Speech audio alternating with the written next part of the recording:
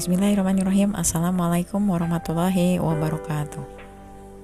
Jumpa lagi dengan kami. Kali ini saya akan berbagi materi tentang materi IPS kelas 7 semester 1, sub materi 1 tentang ruang dan interaksi antar ruang.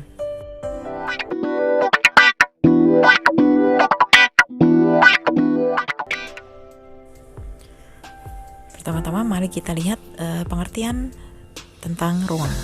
Ruang adalah tempat di permukaan bumi baik secara keseluruhan maupun hanya sebagian yang digunakan oleh makhluk hidup untuk tinggal.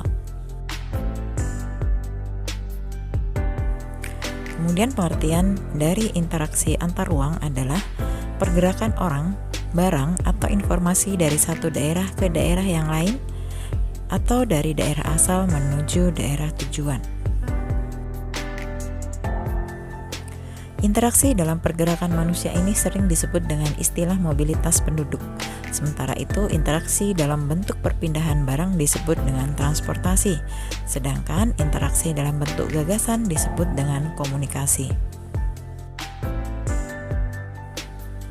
Ada beberapa kondisi saling bergantung yang diperlukan untuk terjadinya interaksi keruangan, yaitu yang pertama saling melengkapi atau komplementari. Kemudian yang kedua kesempatan antara atau intervening opportunity, dan yang ketiga adalah keadaan dapat diserahkan atau dipindahkan atau yang disebut transferability. Kita akan melihat satu persatu untuk penjelasannya. Yang pertama, saling melengkapi atau komplementari, atau biasa disebut juga dengan regional complementary. Ini adalah kondisi saling melengkapi yang terjadi jika ada wilayah-wilayah yang berbeda komoditas yang dihasilkannya. Misalnya, wilayah Indramayu merupakan penghasil padi, sedangkan wilayah Subang merupakan penghasil sayuran. Wilayah Indramayu membutuhkan sayuran, sedangkan wilayah Subang membutuhkan padi.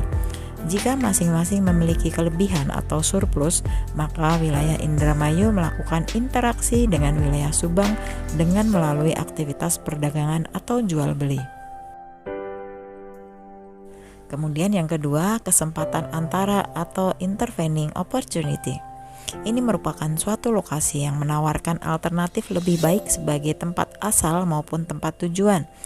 Jika seseorang akan membeli suatu produk, maka ia akan memperhatikan faktor jarak dan biaya untuk memperoleh produk tersebut.